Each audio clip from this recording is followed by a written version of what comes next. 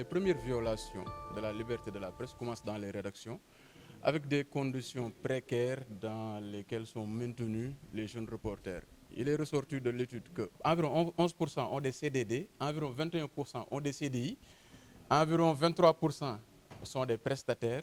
17% des stagiaires, et le reste, c'est-à-dire presque 27%, n'ont aucune base légale sur laquelle ils travaillent. Ce qui veut dire que dans la presse sénégalaise, seuls 34% des professionnels sont en règle. Ce qui veut dire que les patrons de presse, depuis plusieurs années,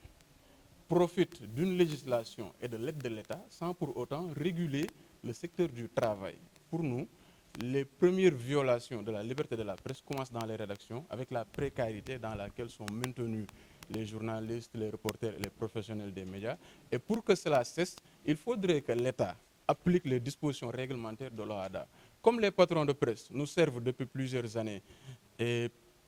avec plus d'insistance depuis quelques semaines que la presse est en quasi-faillite depuis plus de 5 ans,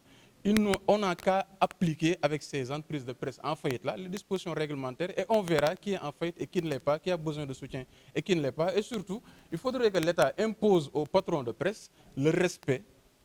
de la législation. On ne peut pas imposer ce respect-là aux entreprises,